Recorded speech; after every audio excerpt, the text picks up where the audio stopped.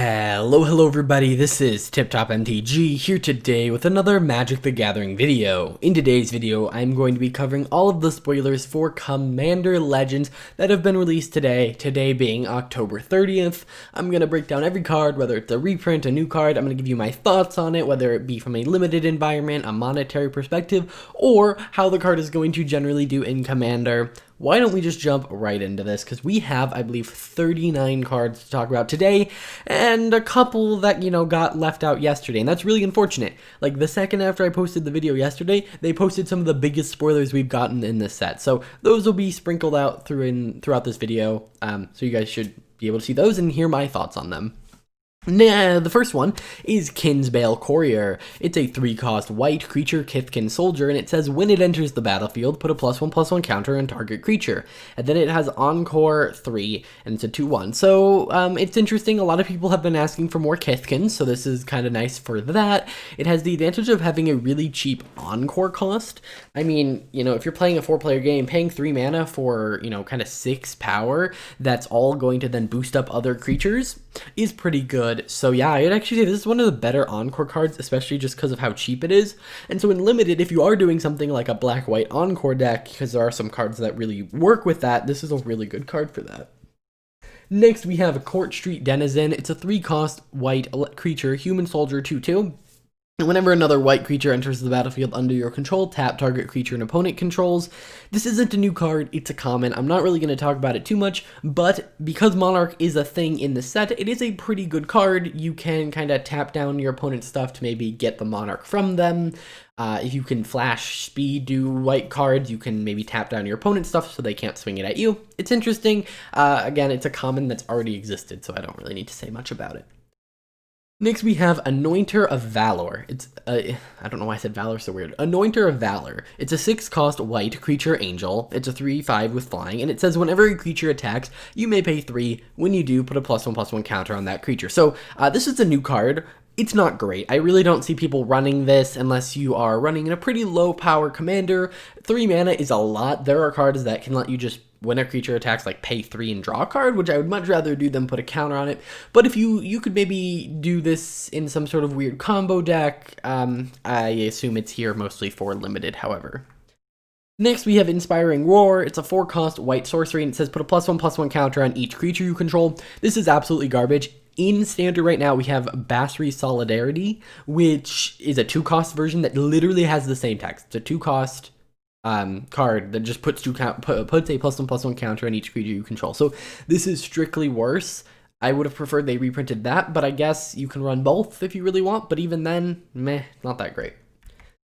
Next, we have Vow of Duty. It's a 3-cost white enchantment aura, enchant creature, and it says enchanting creature gets +2/+2, has vigilance, and can't attack you or a planeswalker you control. So this is a reprint, but it's the cycle I've never seen. So the cycle wasn't complete until the Commander Legends, and we'll talk about that as we go through the colors. But I actually really like this, and I'm kind of upset I didn't know about it until now. There are a couple decks that I would love to put this in, because what it kind of does is it lets you do like 3 things. First, if you need it, it can boost up your creatures. It can give it +2/+2, it can give it vigilance, and the fact that it can't attack you or planeswalkers you control doesn't hurt you. It actually could help you if your opponent steals your creature. But, what else it can do, you can enchant an opponent's creature, and then you're not only making a friend with that opponent by giving them like this boost, but you're also protecting yourself from that terrifying creature. So obviously it's not like exactly removal, but it kind of is, and it also kind of makes you a friend along the way. Although it could also make some enemies too, so obviously it depends on your play group, but I think it's a really awesome card. Next, we have Intangible Virtue. It's a 2-cost white enchantment. Creature tokens you control get +1/+1 and have vigilance. This is a pretty big staple in any token deck, so it's good to see it be reprinted here. It's not necessarily expensive, but the more cards people can get their hands on that are good in the format, the better.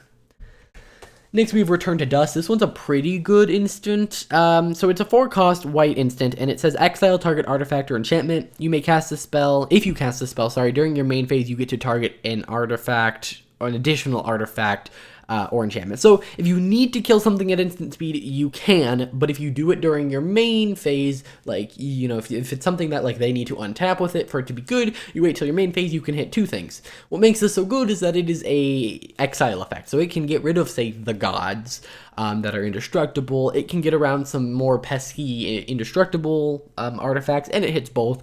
So I don't know if it's like necessarily a staple of the format. I don't run it in that many decks, but it is a pretty good card. Again, similar to the previous card, it may not be expensive, but it's nice that more players can get their hands on copies without necessarily having to go out and get them.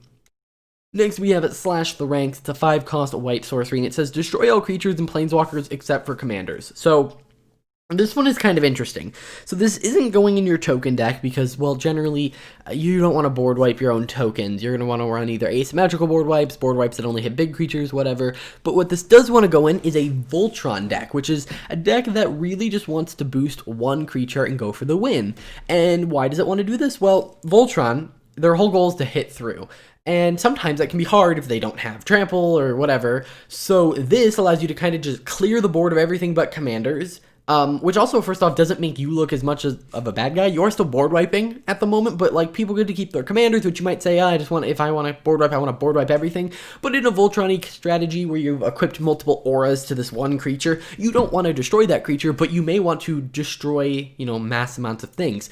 Generally, you're not casting a board wipe to get rid of one specific creature. It's because an opponent made 500 1/1 soldiers and you need to kill them. Or, you know, someone has an abundance of creatures, or there are a lot of useful creatures.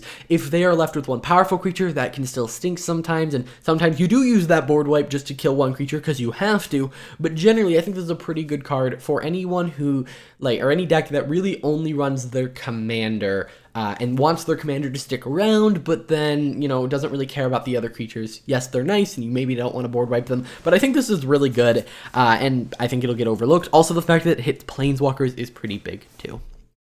Next, we have Promise of Tomorrow. It's a 3-cost white enchantment, and whenever a creature you control dies, exile it.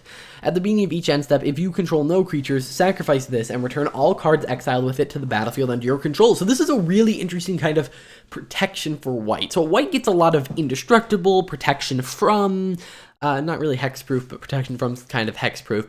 But this is kind of a different way to do it. This is, I'm going to play this enchantment, and everyone can see that this is happening. So if you kill one of my creatures, it's going to get exiled. And then once I finally run out of creatures, they're all coming back.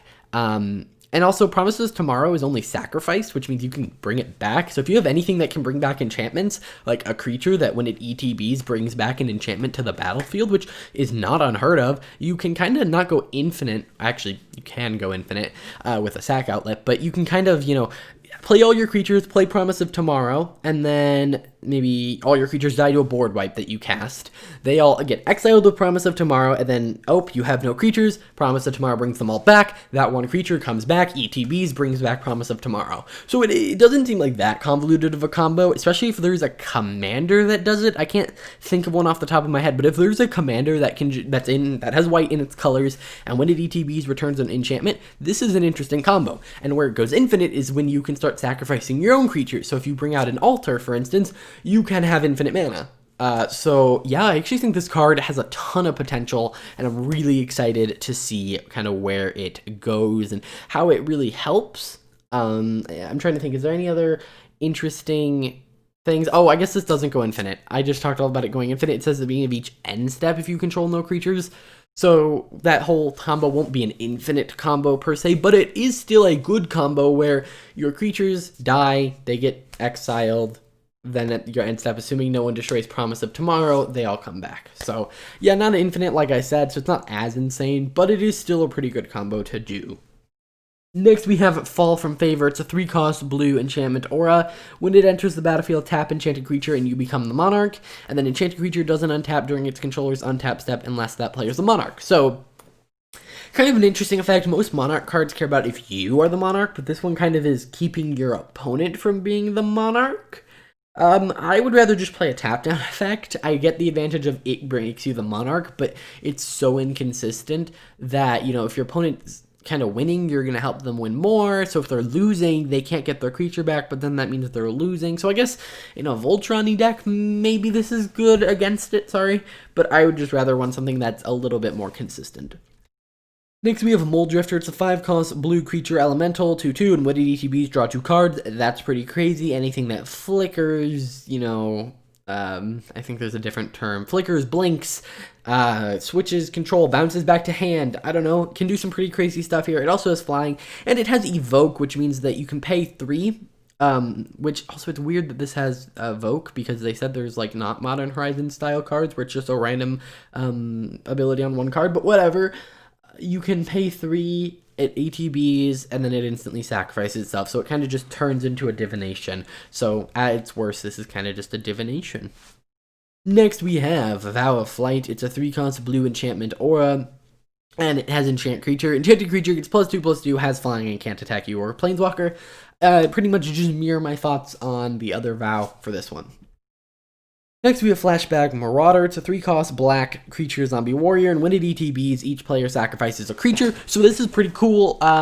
We have many creatures that do this effect. We have better creatures that make you either sacrifice also planeswalkers, which giving them more options may be bad, but also planeswalkers are generally going to be the last thing sacked. And then it also, if they can't, they discard cards. So we do have a better version of this, but of course, why wouldn't you run more of them? Graveyard decks are already wanting to mill it into their graveyard as fast as possible, so just have more copies of it. And this card was not getting expensive, but again, similar to all my other cards that I've talked about, this kind of, getting it into more people's hand is a good thing.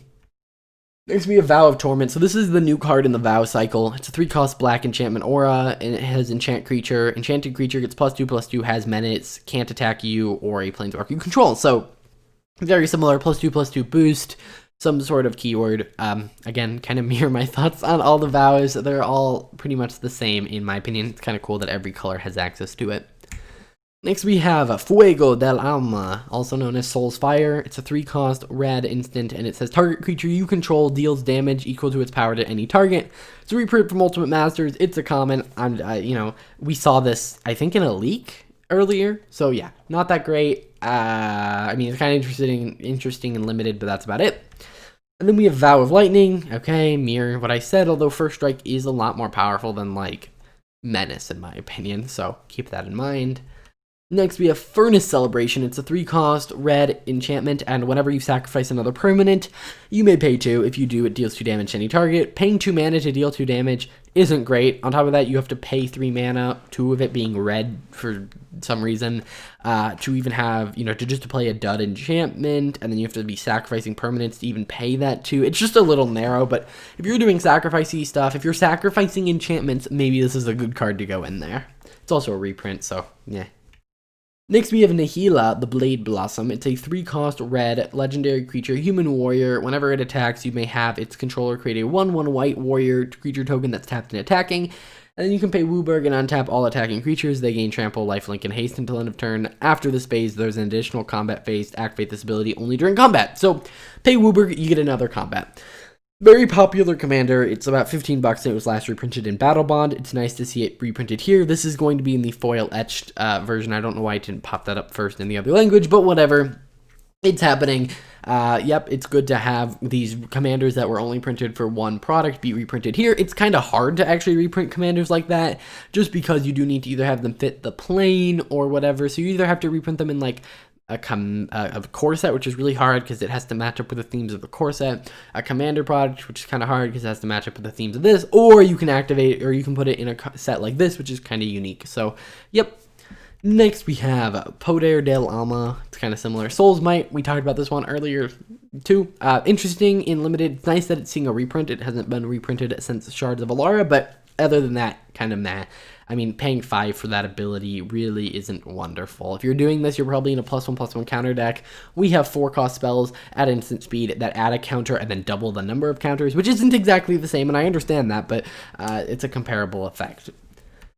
Next, we have Vow of Wildness. It's a 3-cost green enchantment aura enchant creature, and its enchanted creature gets +3/+3, has trample, and can't attack you or planeswalker. This one, I'd say, is probably the worst for putting on your opponent's creatures. First off, it's bigger than +2/+2, and also trample's a pretty big ability.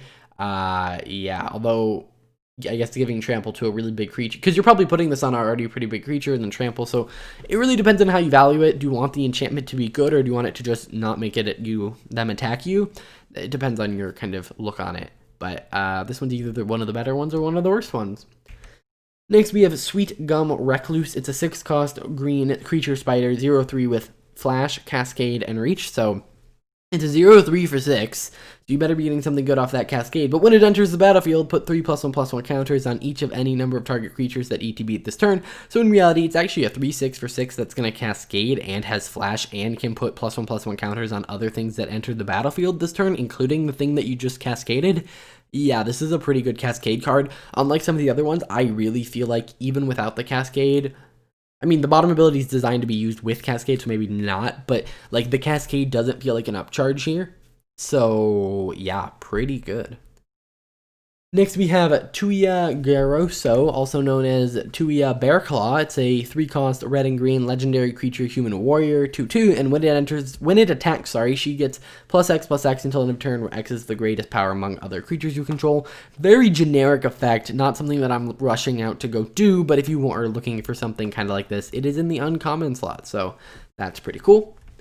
Next, we have Sassy Fallacy. Reverent Medium. It's a 5-cost white and black legendary creature human cleric, and at the beginning of each end step, you create X 1/1 white spirit creature tokens with flying, where X is the number of tokens you created this turn. So, kind of get this interesting, you create a bunch of tokens, you get even more. It's a little weird that it's where X is the number of tokens you control or created this turn, not the amount that died. I feel like that'd be a little bit more interesting and easier to build around. But I guess what's interesting here is if you can like make a clone of this, you create like maybe 2 spirit tokens, and then boom, now you've created 4 spirit tokens, then you create another 4. So any way to make a copy of this, kind of hard in those colors, but maybe if you're not using her as the commander, you could do something with that. Next we have Sneer, the Last U. It's a 6-cost white, black, and green legendary creature, tree folk shaman, 3/7 with vigilance and reach. When it or another creature you control dies, return up to 1 target creature card with lesser toughness from your graveyard to your hand. So very combo-tastic here. So it's very similar to Aura from Zendikar Rising, which essentially just said whenever a cleric dies, get one with lesser converted mana cost and throw it right on the battlefield. This one does whenever any creature dies, return one with lesser toughness from your graveyard to your hand. So you have to pay the mana cost. It's more expensive. Honestly, not a big fan. I'm sure there's some weird combo-y things you can do with this, but I prefer like the Aura style approach where it's maybe they limited it to shamans or tree folk or something and then made it very Aura-like but with toughness, which would be a little bit more powerful and maybe better for commander because there are some high CMC spells that have a low toughness. But yeah, I think the attractiveness here is that you can kind of play things with big toughness and then things that don't have big toughness and then get those big things back. Maybe you play cards that return cards from your graveyard to the battlefield or to your hand and then keep doing the cycle. It is definitely combo-y, but I don't know. It does say lesser, so that I am very torn about this. I'm sure there's some weird combo here with any card that's a 0/0, like for instance, Ugin's Conjurant is X cost 0/0. You play it for 1, it dies. I don't know, does it remember that it has 1 toughness? If it does, then you can return like another creature like a 0, like a infinite one, like that Eldrazi, and then you kind of get this loop of if you're sacking it, like for instance with an altar, you get this infinite loop of creature ETBs. I don't know, kind of convoluted, maybe doesn't even work like that, but yeah, this is definitely one of those cards that's like go build a combo with it, otherwise it's not that interesting. Either way, next we have Arcalos Lagoon Mystic. It's 1 black, green, blue for legendary creature turtle shaman. As long as it's tapped, other permanents enter the battlefield tapped. As long as it's untapped, other permanents enter the battlefield untapped. I hate this card. I hate stack. I don't want more stacks. Luckily, it doesn't have white in it, because white generally does the stacksy stuff, but this definitely has black and blue and green, which all do stacksy stuff too. Now, what's interesting about this one is that if you can control how it's tapped, you can be unaffected by it. For instance, it'll untap on your upkeep, and then you play all your stuff. It enters untapped at your end step. You give him the ability to tap using, I don't know, literally anything in the game. Not really, but there are cards that let you tap your creatures for other things. You can give him the ability to like tap for mana. I don't know, you can do lots of crazy things, and then if you do that, he becomes, tapped, and then other things enter tapped. So, yeah, pretty stacksy, pretty unfun to play against. Next we have, at least in my opinion, Next we have again Arcanum Weaver. It's a red, a white, and a black for a legendary creature, human wizard 2/3. And you can pay a red, a white, and a black and tap and sacrifice an enchantment to return target enchantment card from your graveyard to the battlefield. So first off, this doesn't say other. Second, the sacrifice is part of the cost. So you can sacrifice something. And then I believe you can target what you sacrifice. Maybe not, because you may need to establish targeting before you activate the ability. But generally, sacrificing an enchantment, paying 3 to return something directly to the battlefield is insane. If you can put an Omniscience, which is in the wrong colors, if you can put a, I don't know, 8 cost enchantment in there, sack a dinky 1 cost enchantment. Maybe this goes really well with that one, like, Furnace enchantment that I said was pretty bad. I don't know.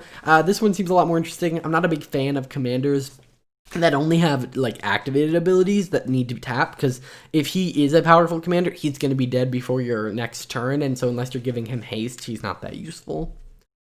Next, we have some reprints. I'm not really going to talk about what these reprints do, just because my throat is already starting to hurt from this video. Tymna, one of the more popular original partners. So yeah, it's the red, the black and white one, which reward you by letting you draw cards when you deal damage to your opponent if you pay a little bit of life. It's going for about $50, but I expect this version to be a lot lower. The dollar signs you see are as of Card Kingdom's prices in USD, and they are not the actual Commander Legends version, because yes, that is useful information, but I want to know if this card wasn't reprinted, how much was it costing? Because, you know, that's more important than how much it costs now. To me, as someone who probably won't buy the card, it's more interesting to see, like, how high a value reprints did they pick. Similarly, Thrasios is probably one of the best partners, or probably the best partner. He's cost about $50, and so he's getting a reprint. I expect his price to be lower as well. Next, we have Brago, King Eternal, 4 cost, white and blue, legendary creature, Spirit Noble. He's played in a lot of, like, control and stacksy decks. He's not super expensive, like $5.49, and of course that is before the reprint, so I expect this price to drop once again. But all these cards, by the way, are only available in etched foil, so that may actually bring some of them up. Next, we have Eractos. He is a 4 cost red and black one, and I actually really like this commander, so I'm going to talk about it a little bit more. It's a legendary creature, demon 6/6, and you can't cast a spell unless an opponent lost life this turn. It has flying and trample, and it says creature spells you cast cost 1 less to cast for each 1 life your opponents have lost this turn. So if you have a spell that does 1 damage to each opponent, you just made all your creature spells 3 less to cast. There are a lot of crazy things you can do with this. And it's just a really fun card that I haven't had the chance to play around with, so maybe this will be my chance to do so. Next, we have a Sky Diamond. Okay, this is a 2 cost artifact. Your DTB is tap to add blue. We've seen 2 of the other cards. We've seen Charcoal Diamond and Marble Diamond so far, so, you know, I expect this to be a full cycle.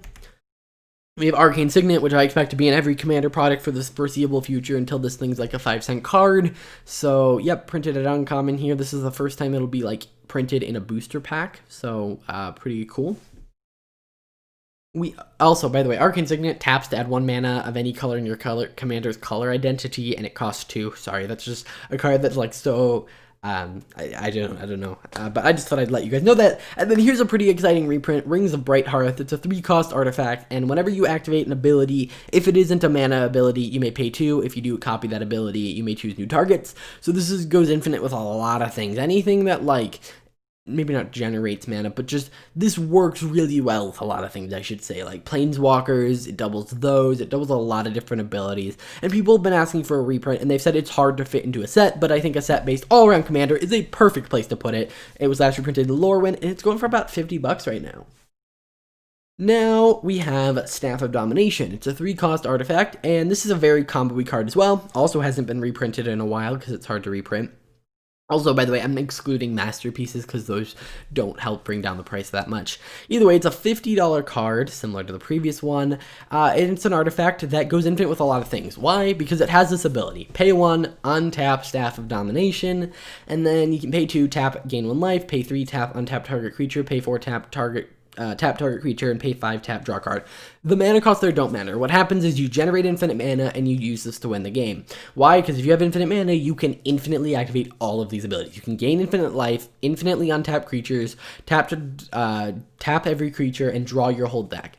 And this thing helps you generate infinite mana by having the ability to pay 3, tap, and untap target creature. So for instance, if you have a creature that generates 5 mana on tapping it, you can tap it for 5 mana, pay 3, and tap Staff of Domination to untap that creature, and then you have 2 mana floating, use 1 of that to untap Staff of Domination, and you're 1 mana up.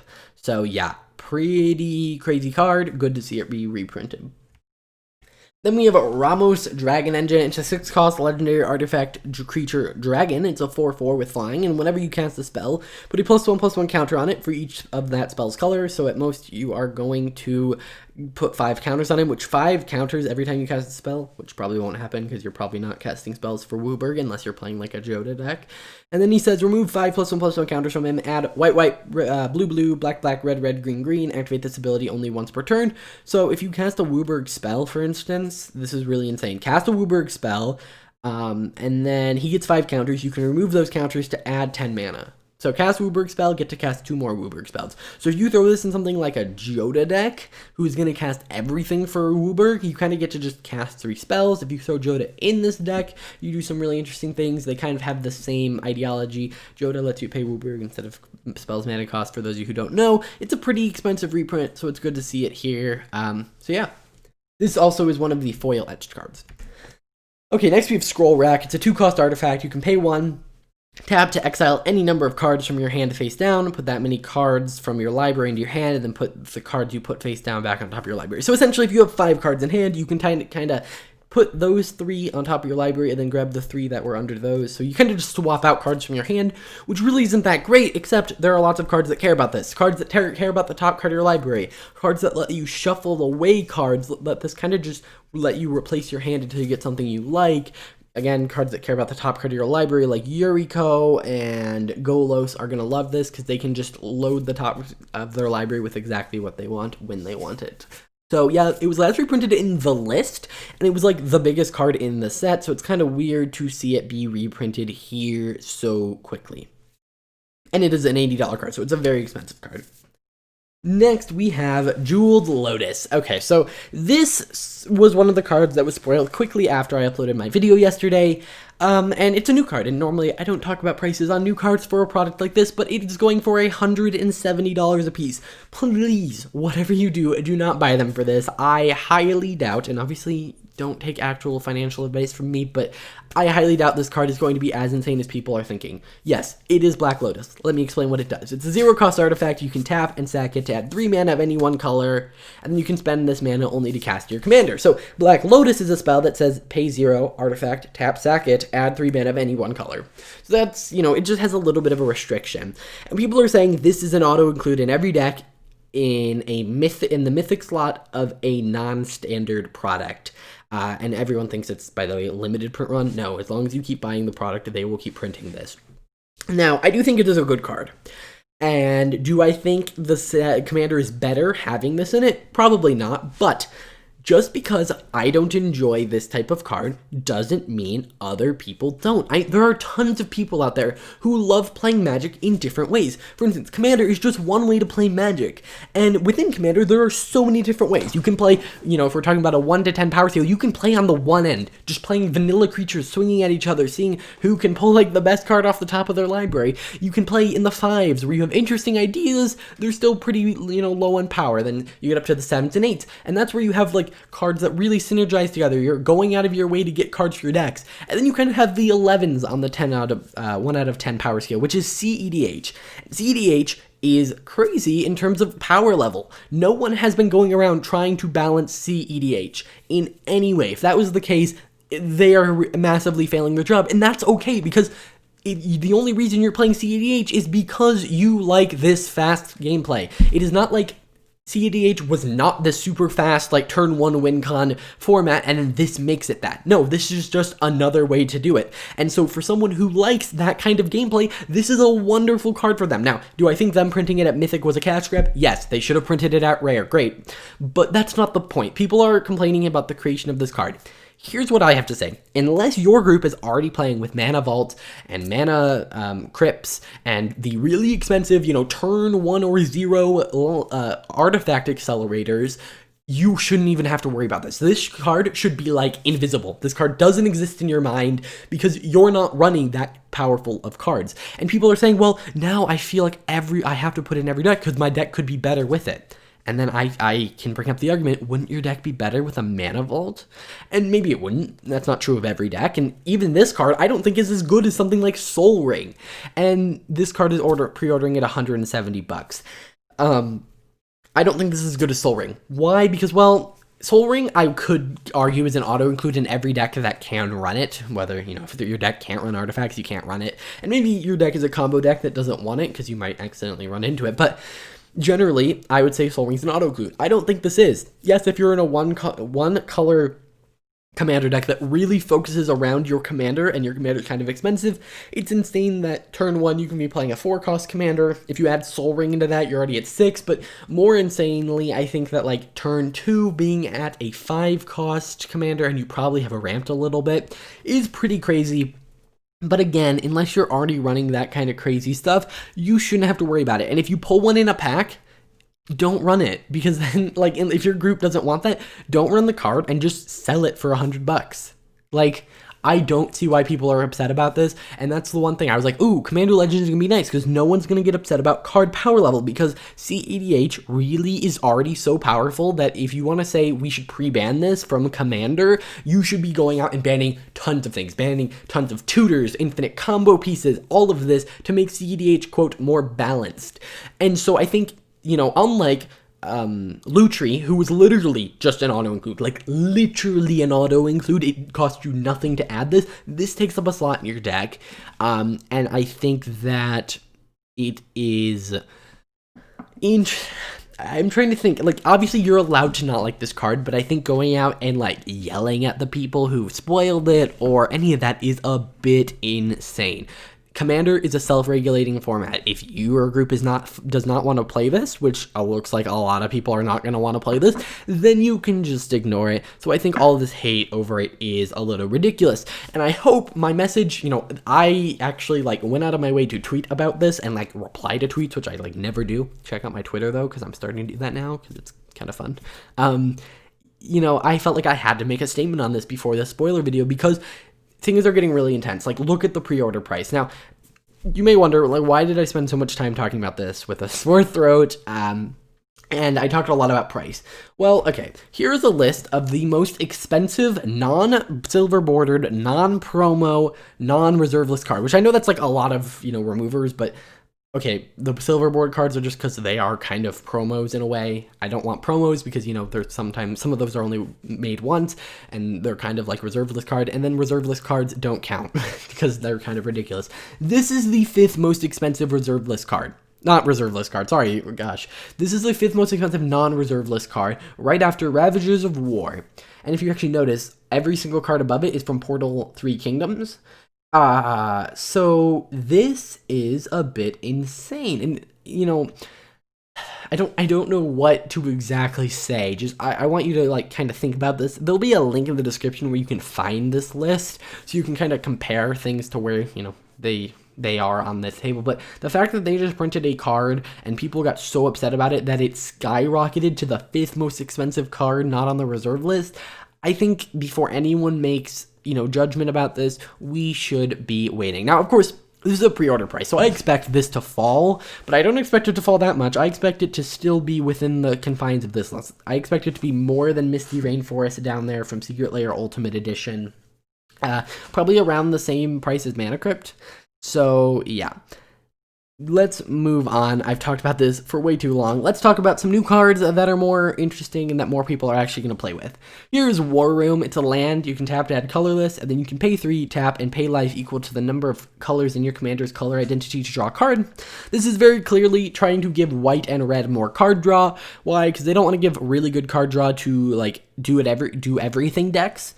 But they're like, oh, mono white decks, pay 3, lose a life, tap, draw a card. That's not awful. It's not great, but it's also not awful. So I think it could see a place in some white and red decks.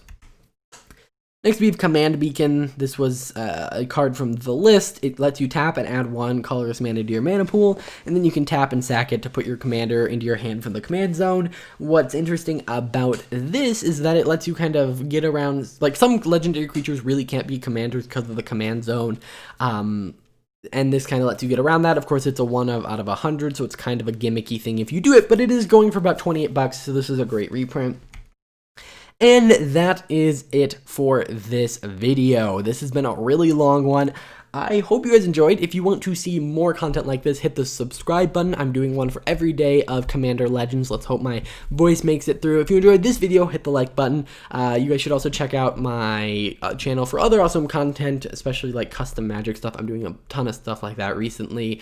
And you guys should check out my Twitter. There'll be a link to that in the description as well, along with a link to that list of most expensive cards. So you guys should check out all of that, and I will see you guys in the next one.